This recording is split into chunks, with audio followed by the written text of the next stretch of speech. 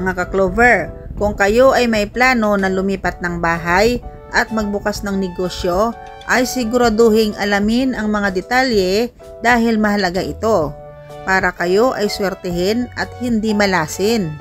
Ang pagpili ng tamang buwan at petsa para sa paglipat ng bahay at pagbubukas ng negosyo ay mahalaga upang makamit ang swerte at magandang kapalaran.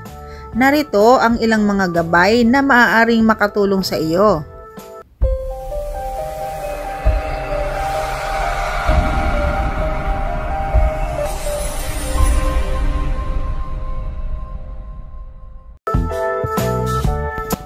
Paglipat ng bahay, hugis ng buwan.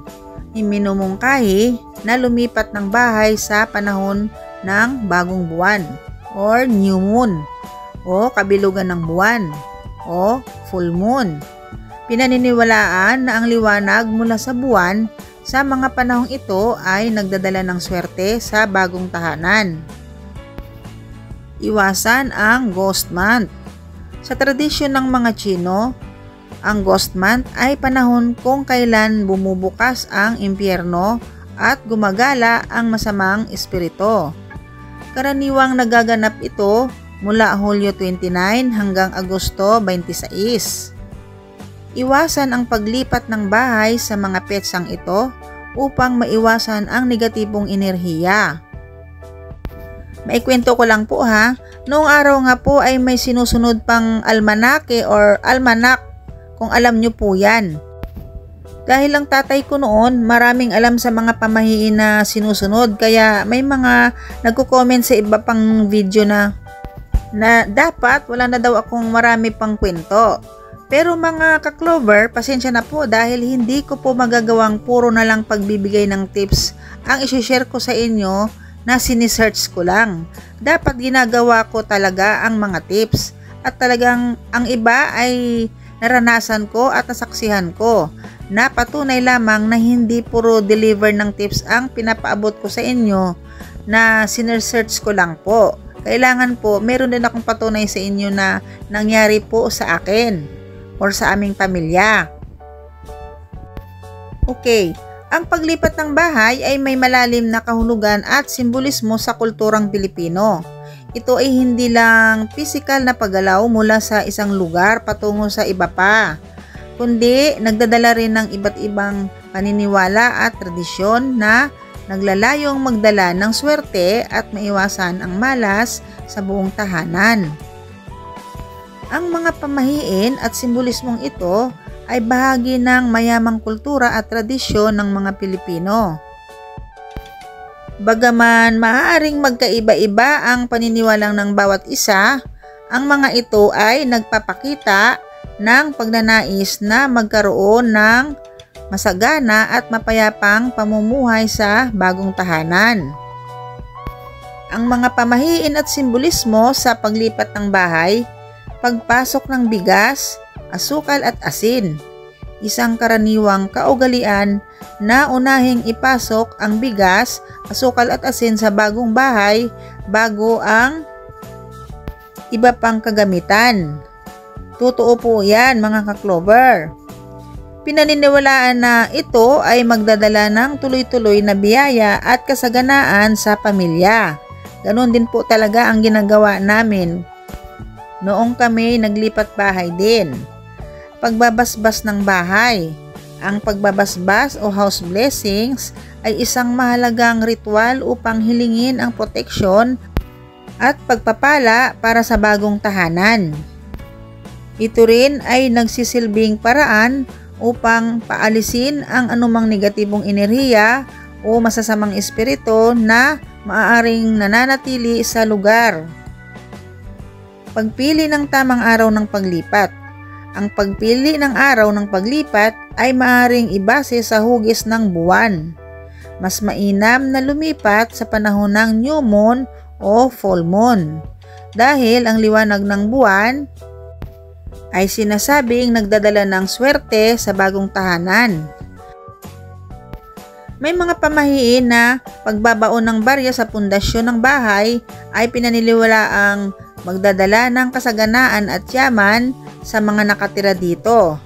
Ganon din po ang tatay ko. Pasensya na po kasi totoo po talaga yun. Ginagawa din talaga ng tatay ko noong araw nung lumipat kami ng bahay. Paglalagay ng asin at sili sa mga sulok ng bahay. Ito ay ginagawa upang itaboy ang masasamang espiritu at negatibong enerhiya na naglalayong magdala ng kapayapaan at kasaganaan sa bagong tahanan. Number 2, sa pagbubukas ng negosyo. Pagpili ng petsa. Ang pagpili ng maswerteng petsa para sa pagbukas ng negosyo ay maaring depende sa iyong zodiac sign at personal na kapalaran.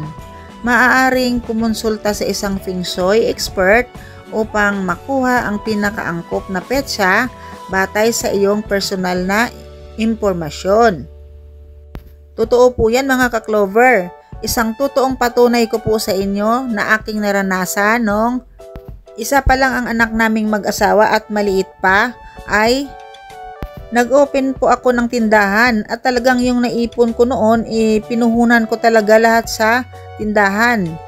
Pero dahil wala talaga akong alam sa mga kasabihan at pamahiin noon, ay nagbukas ako ng tindahan na basta-basta na lang. Kaya ayun, hindi tumagal ang aking tindahan kahit na may trabaho naman ang asawa ko noon at parehas naman kaming walang bisyo sa buhay. Kaya ayun, hindi tumagal ang aking tindahan na pinaghirapan ko pa namang pag-ipunan. Kaya ang sinasabi ko po sa inyo, may mga bagay talagang nangyayari sa atin na hindi maganda dahil may mga dahilan po. Dahil sa mga wala tayong pinaniniwalaang mga pamahiin. Bagamat ang tatay ko noon ay mahilig sa pamahiin, pero parang hindi ko pinapansin ang mga ganoon kasi palibasa. Siyempre, bata pa ako noon, di ba? Yun nga pala ay totoo ang mga pamahiin at kasabihan. Ito pa po mga ka-Clover, isang napakatinding tips at nasa sa inyo na po kung maniniwala kayo o hindi. Pero pag kayo naniwala, baka kayo na ang isa sa mga successful na negosyante dito sa Pilipinas. Mga ka-Clover, bukod sa inyong zodiac sign na susundin para mag-open ng negosyo, para swertihin, meron po akong tips sa inyo na ibibigay na isang numerong napakaswerte po. Ito ay ang petsa 20 na kahit anong buwan maliban sa ghost month ay maswerteng petsa sa pag-open ng negosyo. Bakit? Sarili kong karanasan mga ka-Clover. Ang aming sasakyan na ginagrab ay nagsimulang magbiyahe ang asawa ko, petsa 20 po.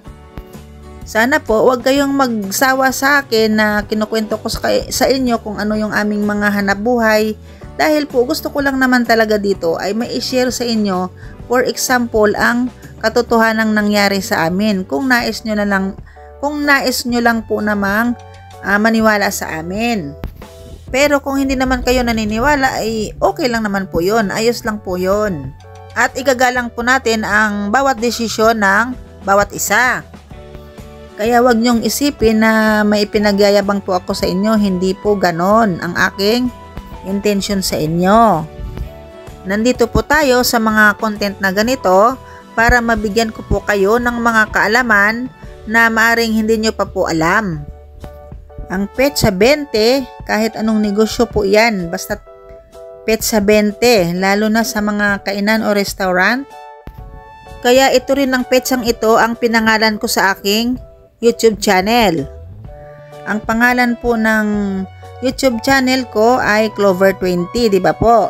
Dahil po kasi nagsimula po akong mag-upload ng petsa 20. And then, inisip ko talaga yun, bakit Clover20 ang pinangalan ko? Yun po ang dahilan ng 20.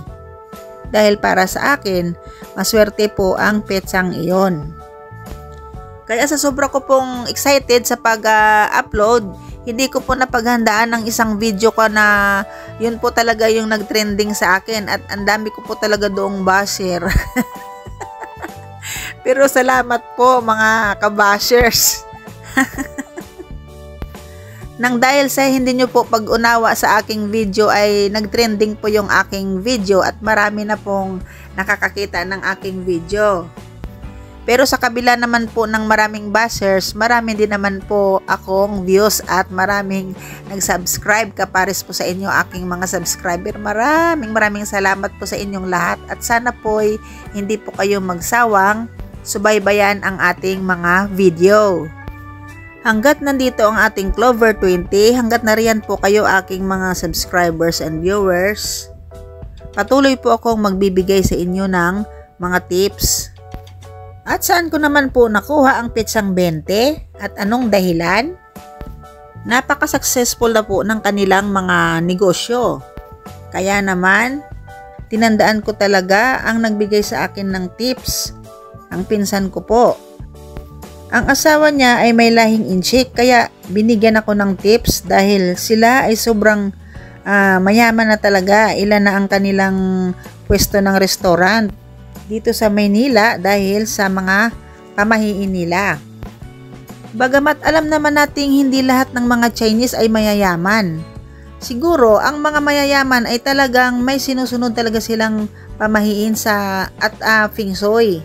Kaya siguro sila nagiging mayaman dahil sa naniniwala sila sa Feng Shui at mga kasabihan at pamahiin. So dahil sa binigay sa aking tips na sobrang nakakatulong sa amin, gusto ko rin pong i-share sa inyo na any business po maliban sa mga zodiac sign na angkop sa birth month nyo, pero ako ang sinunod ko lang ay yung petsa 20. Sa totoo po, para sa akin dahil ang Clover 20 po natin ay wala pang isang buwan na monetize na po ako at yun po ang totoo sa maniwala kayo at hindi. Dahil yun nga po ang sinasabi ko sa inyo, para sa akin okay lang na magkwento ako dahil yun po ang katotohanang nangyari. Bahala po kayo kung hindi kayo naniniwala sa akin. Kung hindi nyo po alam mga ka-Clover, napakahirap po talaga ang mamonetize sa YouTube. Sobrang hirap kung wala kayong kilalang sikat na YouTuber na tutulong para mamonetize ka kaagad. Kaya para sa akin sobrang swerte ko po at namonetize ako ng mabilis. Maging ang anak ko po, ang bunso ko is 16 years old pa lang kumikita na sa YouTube. Kahit bata pa dahil sa mga sinunod naming pamahiin, basta kailangan lang na sabayan mo ng panalangin ang lahat ng mithiin sa buhay at kailangan may sipag at tiyaga kasabay ng ating mga gabay. Dahil ang pagkakaroon ng YouTube channel ay isang maituturing business po yan. At sa mga hindi po nakakaalam, napakaraming gustong maging YouTuber pero dadaan ka muna talaga sa butas ng karayom bago maabot ang tagumpay. Dahil sa totoo lang po talaga, napakahalaga po talagang may mga nasusunod tayong pamahiin at kasabihan at niyang Feng Shui. Marami ding nagko-comment sa mga video ko na bakit po ako naniniwala sa mga kasabihan na ganyan, kasi meron po tayong Diyos na dapat siya lang po ang makapangyarihan dito sa mundo. Ay nako, ulit-ulitin ko po sa inyo, totoo po naman talaga yon. Diyos lang po natin ang number 1 na makapangyarihan dito sa mundo, pero kung lahat po ay iaasa natin sa ating Panginoon at hindi tayo kikilos, wala pong mangyayari sa atin, di po ba? Ganon din po ang sinasabi nating mga gabay natin. Kung hindi rin po tayo kikilos, hindi rin naman tayo suswertehin. Kaya nga po gabay eh. Hey! Kaya ang masasabi ko lang sa inyo mga ka-Clover, kapag kayo po ay may positibong pananaw, susundin ang tamang mga paraan ng ating gabay at number 1 panalangin natin sa Panginoon ay siguradong tatagumpay po tayo. Siyempre, kailangan kumilos, magsipag at magtiyaga. Meron ding pagsasalang-alang sa Feng Shui. Ang iba pang maswerteng petsa sa tradisyon ng mga Chino ay mahalaga ito sa kanila.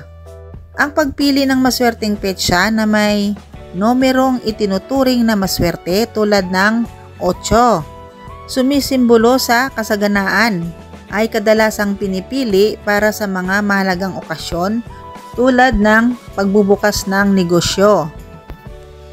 Sa huli, ang pagpili ng petsa ng pagbubukas ng negosyo ay isang kombinasyon ng pagsasaalang-alang sa mga tradisyonal na paniniwala at praktikal na mga kadahilanan. Mahalaga ang mag-ingat ng pagpaplano at paghahanda upang masiguro ang tagumpay ng iyong negosyo. At sa paglilipat ng bahay, sa pagsunod sa mga gabay na ito, inaasahang magiging maayos, matiwasay at maswerte ang iyong paglipat sa bagong tahanan. Hanggang sa muli mga ka-Clover! Anytime, any place, you stand beside